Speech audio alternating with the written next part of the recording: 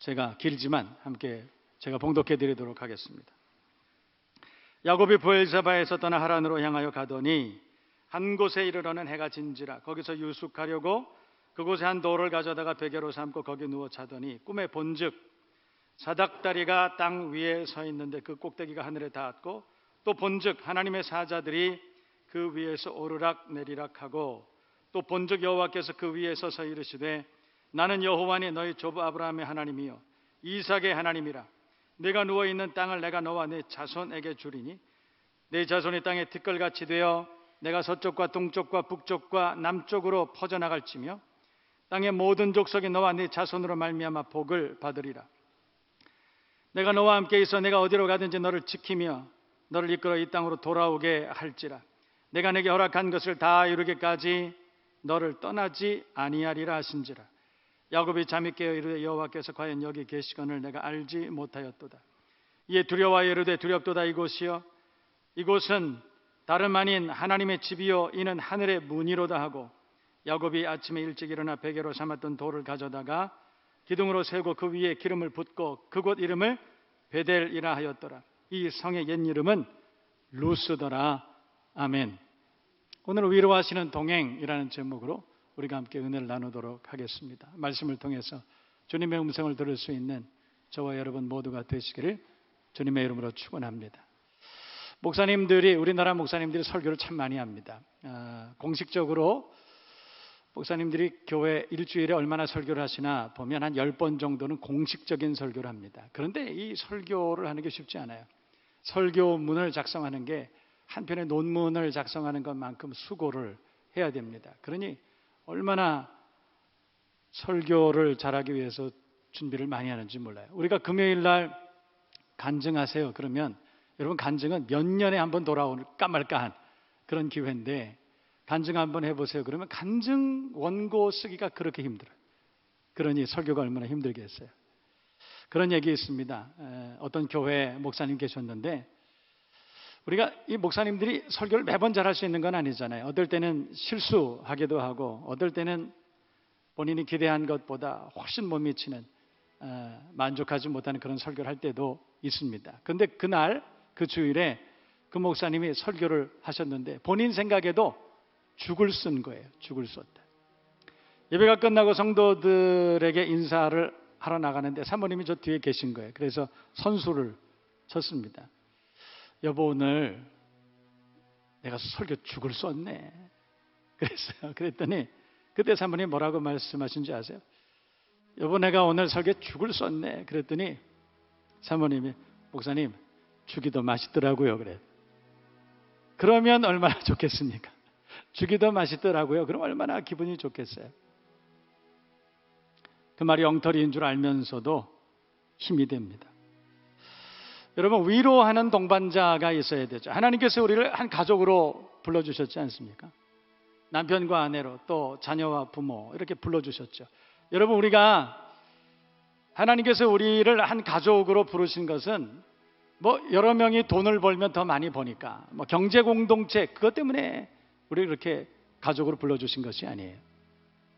우리가 살아가는 세상은 광야, 우리가 살아가는 세상은 험난한 인생길, 순례자, 나그네, 그렇지 않습니까?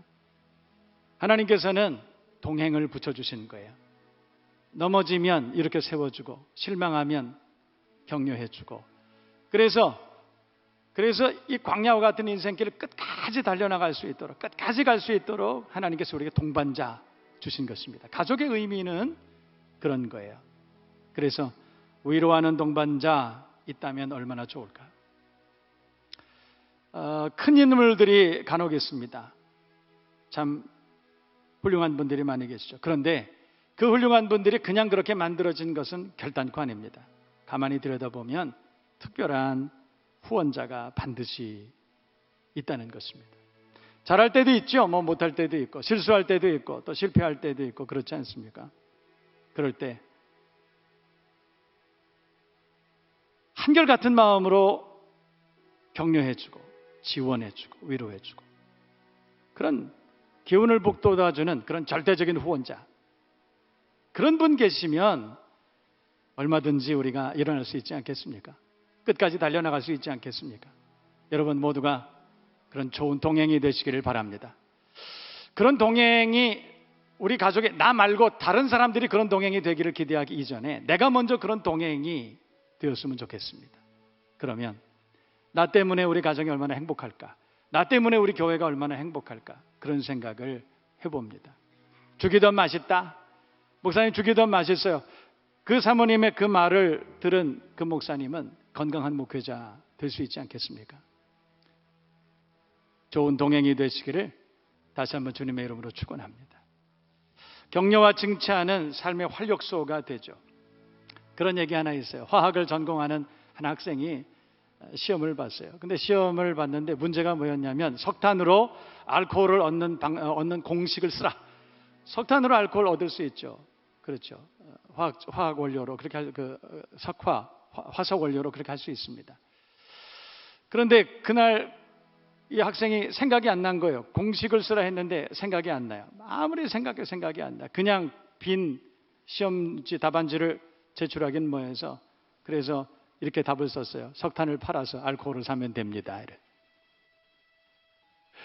그렇게 썼지만 사실은 그렇게 쓰고 나서 아차 생각하니까 이 교수님이 굉장히 화를 내시겠구나. 낙제를 하든지 어려움을 당하겠구나. 그렇게 생각했어요. 그런데 교수님이 부르셔요.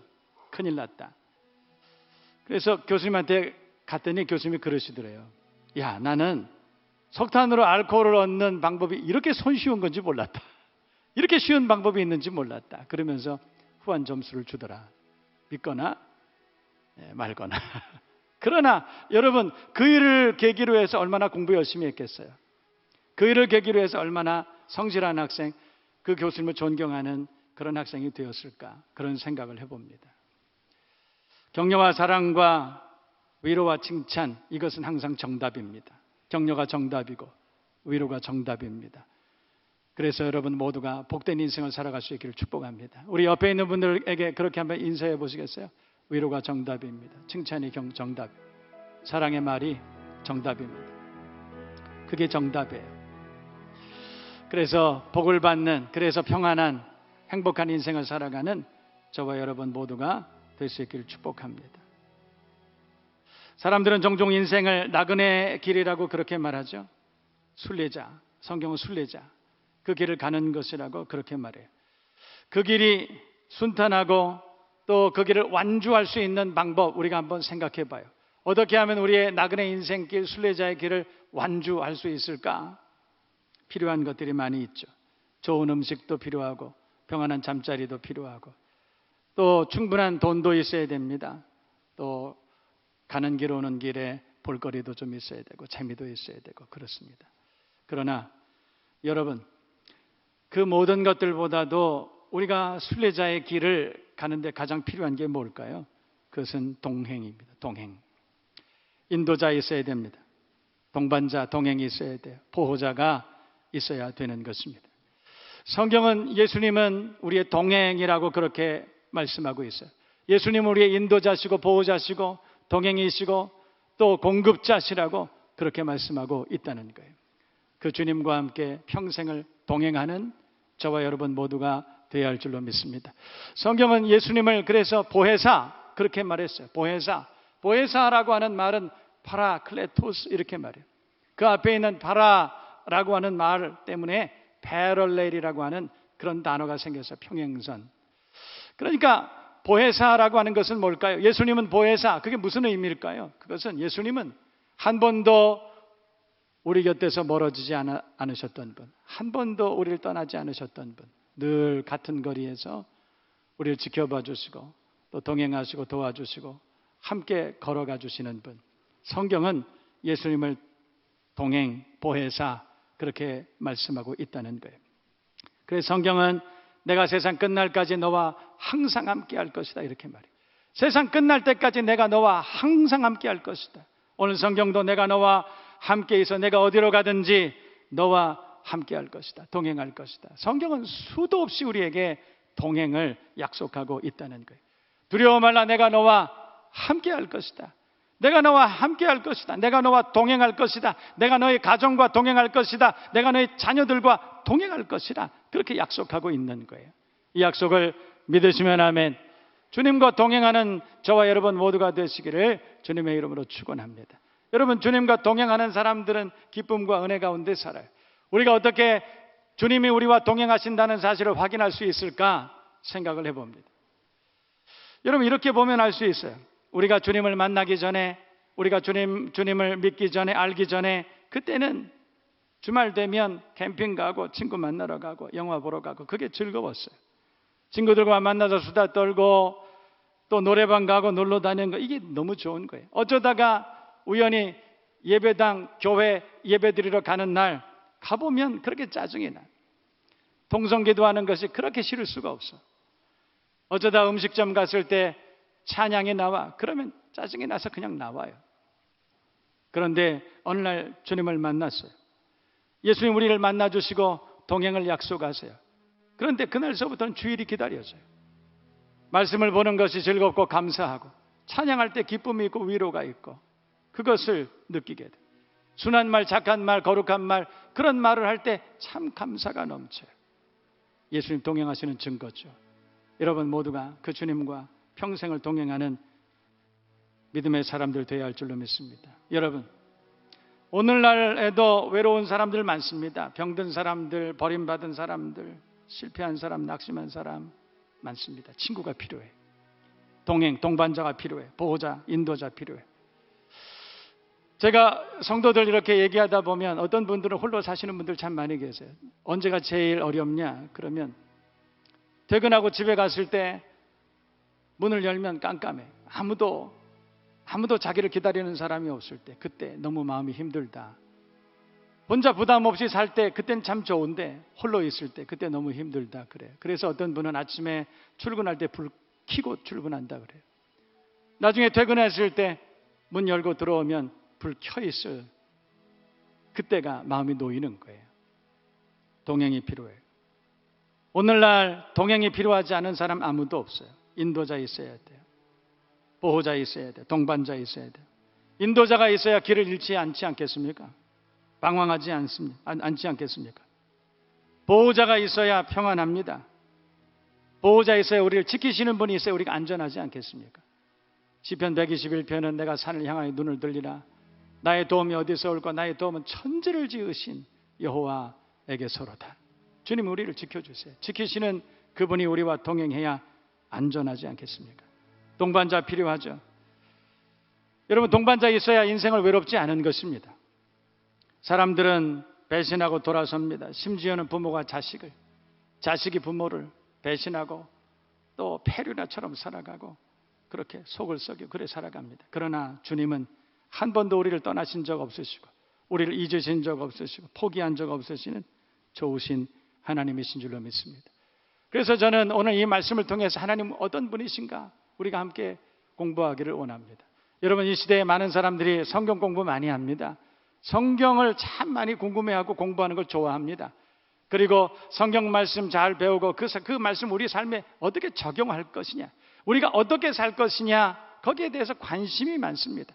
우리가 어떻게 살 것이냐, 이 말씀을 어떻게 적용해 살 것이냐, 그거 참 좋은 얘기예요. 그러나 그것보다 우리가 우선적으로 생각해야 될 것이 있어요. 여러분, 성경을 하나님께서 이 땅에 우리 인생들에게 주신 목적은 뭐냐면, 성경 가운데 하나님은 하나님 스스로를 드러내기를 원하세요. 계시하기를 원하시는 거예요. 다시 말해서 성경은 하나님은 어떤 분이시냐, 이것을 우리에게 알려주시기 위해서 우리에게 주신 책이라, 이런 뜻이에요. 그러니까 성경을 읽을 때 우리는 하나님이 어떤 분이신가를 깨달아야 돼요. 뿐만 아니라 하나님께서 나를 위하여, 하나님께서 우리를 위하여 어떤 일을 행하셨는가를 우리는 성경을 통해서 배워야 된다는 거예요. 그런데 여전히 우리는 성경을 읽으면서도 나에 대해서 관심이 많아요. 내가 어떻게 살 것이냐, 내가 어떻게 거룩하게 살고, 내가 어떻게 이렇게 살 것이냐, 나에 대해서 관심이 많아요. 그러나 아니에요. 성경은 하나님이 어떤 분이신가를 우리에게 말씀하고 있다는 것입니다. 그래서 우리가 성경을 읽을 때 그 성경이 우리에게 계시하시는 하나님이 어떤 분이신가를 우리가 깨달아 알 수 있어야 된다는 것이에요. 그래서 저는 오늘 이 성경을 통해서, 그렇다면 동행이 필요한 이 시대에 하나님은 어떤 분이시냐, 그 하나님께서 나를 위해서 어떤 일을 행하셨는가, 그것을 우리가 함께 공부하기를 원합니다. 먼저 우리 성경을 읽어보겠습니다. 15절 말씀을 우리 다 같이 한 목소리로 읽어봅니다. 내가 너와 시작.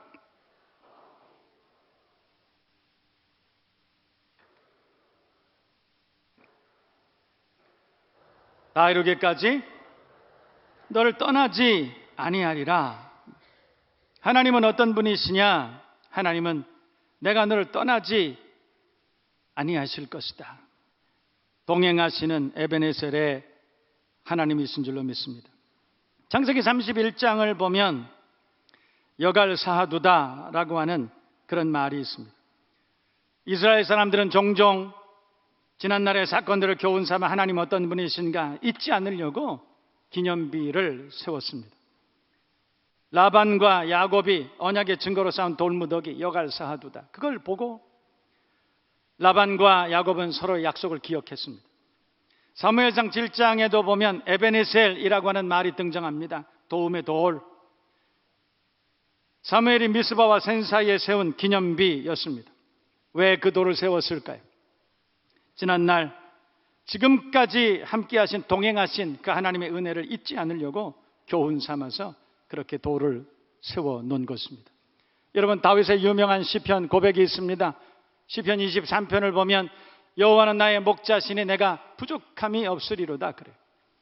그리고 그 말씀 가운데 보면 내가 사망의 음침한 골짜기를 지날지라도 해를 두려워하지 않을 것은 주께서 나와 함께 하심이라. 주님 나와 동행하심이라.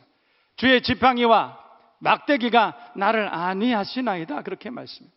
주의 지팡이와 막대기가 나를 안위하시나이다. 나를 안심시켜 주시고 나를 위로하십니다. 이렇게 말씀한 거예요.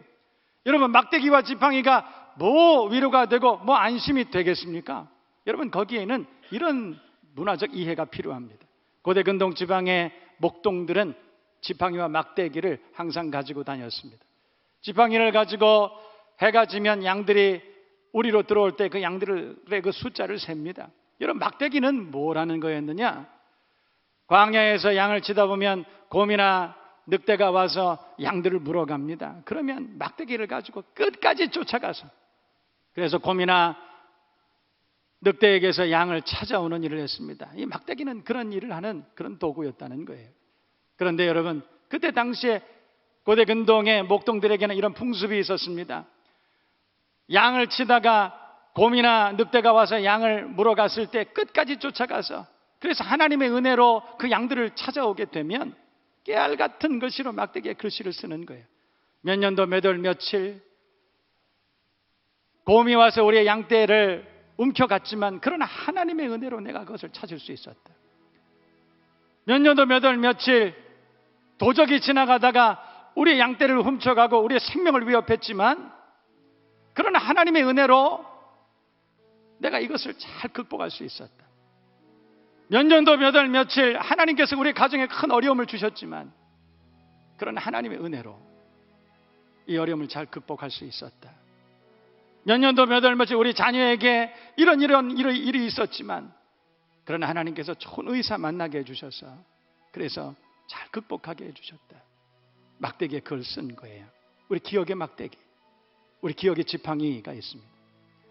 모세는 지팡이 가지고 다녔습니다. 그 지팡이 볼 때마다 얼마나 힘이 났겠어요. 그 지팡이를 가지고 홍해를 가르고 그 지팡이를 가지고 무리바 반석에 물을 쳤을 때 생수가 터쳐나오고, 그 지팡이를 볼 때마다 얼마나 하나님에 대한 무한 신뢰, 그 하나님의 동행하심을 감각할 수 있었겠습니까? 여러분, 우리에게 그런 막대기가 있습니다. 주의 지팡이와 막대기가 나를 안위하시나이다. 우리에게 그 기억의 막대기가 있어야 돼요. 그것을 바라볼 때마다 하나님의 놀라우신 은혜, 그것을 깨달을 수 있는 저와 여러분 모두가 되어야 할 줄로 믿습니다.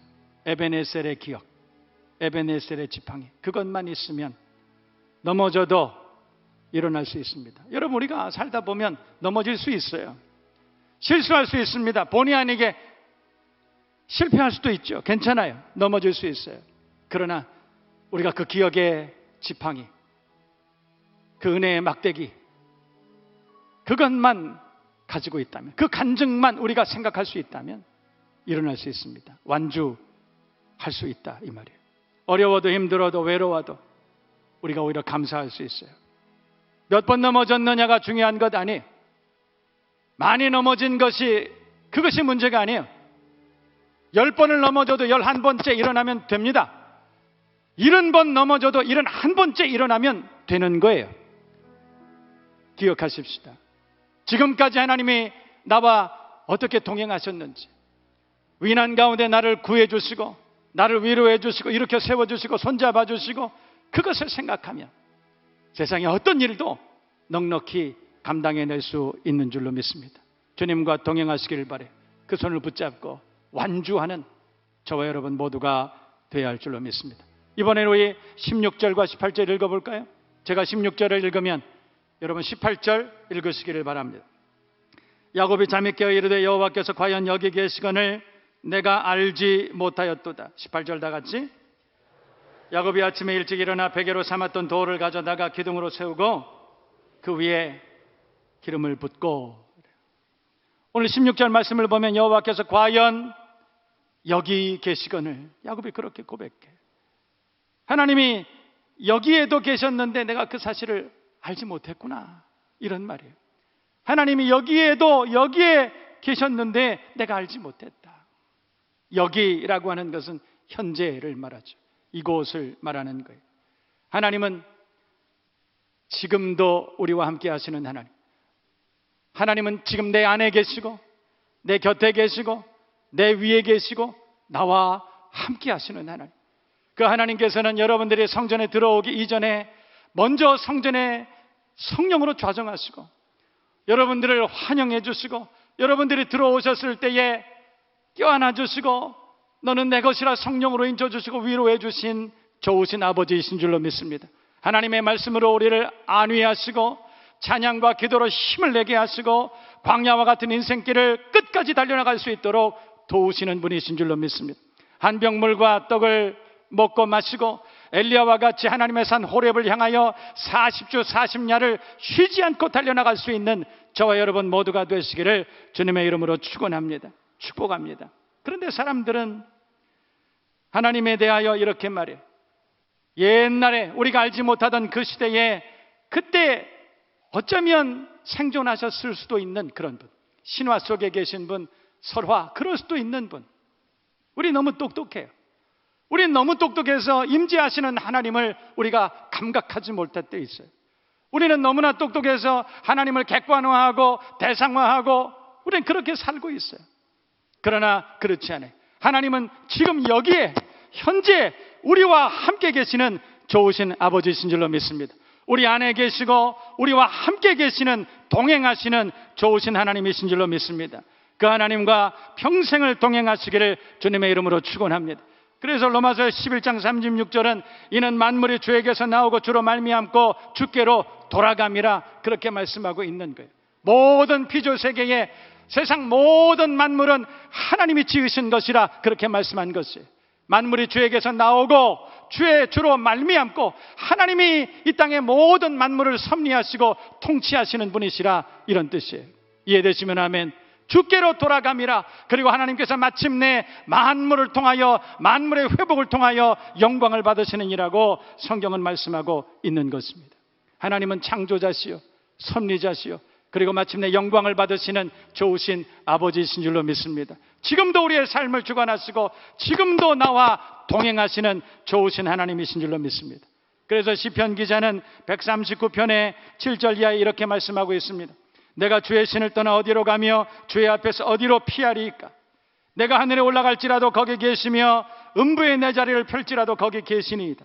내가 새벽 날개를 치며 바다 끝에 가서 거할지라도 곧 거기서도 주의 손이 나를 인도하시며 주의 오른손이 나를 붙드시리로다. 우리가 하나님의 은혜를 떠나 방황할 때에도 하나님 우리를 잊으신 적이 없고 우리와 동행하시고 끝까지 추적하시고 너는 내 것이라 성령으로 인쳐주시고 회복시켜주시고 안위하시는 좋으신 하나님이신 줄로 믿습니다. 미국에 한 중년 부부가 있었다 그래요.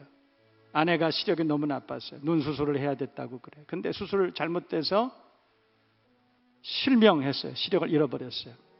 그 후에 남편은 매일같이 아내의 직장까지 출근시켜주고 일과 끝나면 퇴근시켜주고 그런데 어느 날 갑자기 남편이 아내에게 여보, 직장이 너무 멀어서 내가 너무 힘들어. 이제부터는 혼자 출근해. 그 말을 들은 아내는 남편에게 얼마나 섭섭했는지 몰라. 사랑하는 남편이 그런 말 한 것에 대해서 배신감. 그렇지만 이를 악물고 내가 살아야 되겠다 결심했습니다. 그 다음 날부터 혼자 출근합니다. 지팡이를 짚고 버스를 타고 얼마나 많이 넘어지겠어요. 얼마나 많이 부딪히고 피나고 얼마나 많이 울었는지 몰라요. 혼자 다니는 훈련을 했습니다. 한 2년쯤 지났을까요? 익숙해졌습니다. 어느 날 버스 운전기사가 이 부인에게 그렇게 얘기했다 그럽니다. 아주머니 참 복이 많은 것 같아요. 왜요? 매일매일 아주머니 남편이 버스에 함께 앉아 있어주고 부인이 직장 건물에 들어가는 순간까지 지켜보다가 등 뒤에서 손 흔들어주고 보이지 않는 격려해 주니까요. 이 말 들은 부인은 울음을 터뜨리고 말았다. 여러분, 우리 하나님 아버지께서는 우리 눈에 보이지 않지만 날마다 동행하시고 지켜주시고 박아주시고 위로해 주시고 격려해 주시는 분, 그분을 감각할 수 있는 영적인 그리스도인이 되기를 바랍니다. 지금도 여러분 곁에는 주님이 앉아 계시고 여러분 손을 꼭 붙잡아 주시고 힘내, 내가 도와줄게 말씀하고 계세요. 그 주님의 음성을 들을 수 있는 저와 여러분 모두가 되시기를 축복합니다. 여러분, 엘리 위젤이라는 분 알고 계시죠? 나이트, 흑야 에세이를 쓰신 분입니다. 1986년도에 노벨 평화상 받으셨죠. 그는 그의 책에서 이런 글을 썼습니다. 죽음의 수용소 아우슈비츠 일화. 한 번은 어린 소년이 사소한 수용소 규칙을 어겼다는 이유로 모든 수용자들 앞에서 교수형을 당하게 됐습니다. 어린아이의 몸이 밧줄에 매달렸습니다. 위젤은 그때 누군가가 낮은 목소리로 등 뒤에서 묻는 소리를 들었습니다. My Lord, where are you? 주님, 하나님, 지금 어디 계십니까? 저 아이가 교수형을 당하는 이 순간에 당신 어디 계십니까? 낮은 목소리로 묻는 그 소리를 들을 때 엘리 위젤은 그의 내면에 이런 음성을 들었다고 그럽니다. 그가 어디 계시냐고? 하나님이 어디 계시냐고? 그는 바로 여기, 지금 이 교수대 저 소년과 함께 매달려 계신다. 하나님 어디 계시냐고요?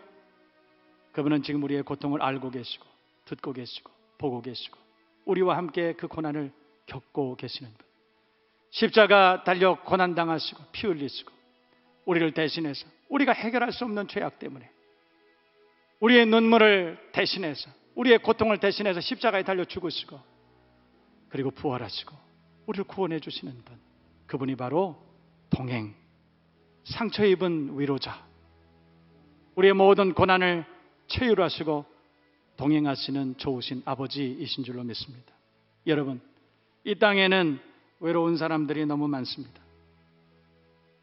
방황하는 사람들 많습니다. 병든 사람들, 지친 사람들, 주저앉은 사람들, 심각하게 자살을 고려하고 심각하게 이혼을 고민하는 버림받은 사람들 많습니다. 동행이 필요합니다. 그들에게 세상은 그저 마지못해 사는 괴로운 여정, 고통의 연속이죠. 끝나지 않는 터널이죠. 불안, 두려움, 우울과 침체, 고독, 그렇습니다. 위로자가 있어야 돼요. 동행이 필요합니다. 보호자, 인도자 있어야 됩니다. 여러분, 예수님은 내가 너와 함께 할 것이다.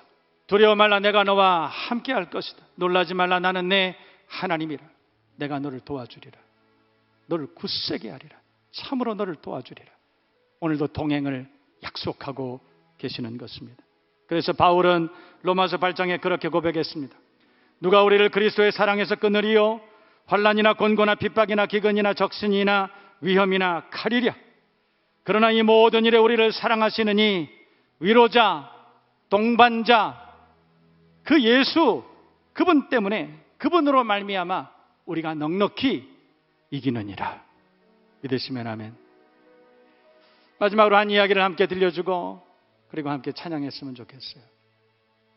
복음 가수 최용덕 집사님이라고 알고 계시나요? 좋은 신앙인이죠. 어느 날부터 생활의 실패 때문에 영적인 침체에 빠져들었어요. 방치했더니 점점 심각해졌어요. 좌절감이 몰려왔습니다. 그때 문득문득 생각나는 것은 하나님 나를 버리신 것 아닌가, 하나님 나를 떠나신 것 아닌가, 이런 생각. 1984년 9월의 어느 날 새벽이었다고 그럽니다. 그날도 고민과 좌절 가운데 밤잠을 이루지 못하고 몸부림치다가 새벽을 맞이하게 됐어요. 무릎을 꿇고 주님, 나를 버리셨습니까? 나를 불쌍히 여기소서. 애타게 기도하다가 젖은 눈으로 하늘을 우러러 보게 되었다고 그럽니다. 그때 그 최 집사님은 환상을 보게 됐어요. 자기 등 뒤에서 안타깝게 자기를 바라보시고 그리고 자기 이름을 부르시는 그 주님의 그 모습을 환상으로 보게 된 거예요. 음성을 듣게 됐습니다. 나는 너를 떠난 적이 없었다. 내가 나를 떠나서 도망가는 그때에도 나는 너를 잊은 적이 없다. 내가 실패하여 울고 있을 때에도 나는 내가 다시 일어날 것을 기대하고 너를 지금도 바라보고 있다. 아, 그러셨군요. 그랬군요, 주님. 흐르는 눈물을 두 주먹으로 닦아내리면서 집사님은 가사를 써내려가기 시작했습니다. 피아노를 두드리며 곡을 만들기 시작했어요. 그 노래가 바로 나의 등 뒤에서, 그런 찬양이에요. 우리 일어나셔서 함께 불러보실까요? 나의 등 뒤에서 나를 도우시는 분.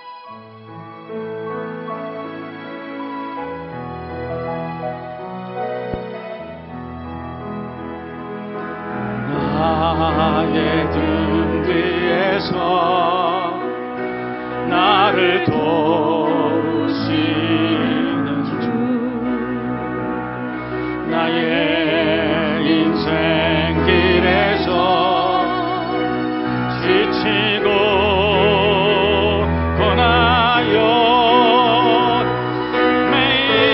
매일처럼 주저앉고 싶을 때 나를 밀어주시네. 아멘.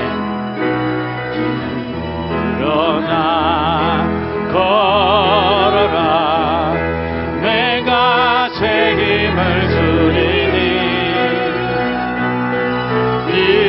일어나 너 걸어라, 내 너를 도우리. 나의 등 뒤에서, 나의 등 뒤에서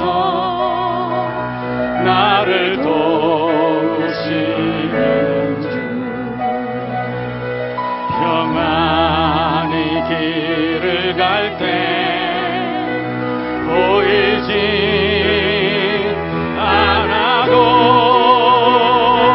지치고 고하여 넘어질 때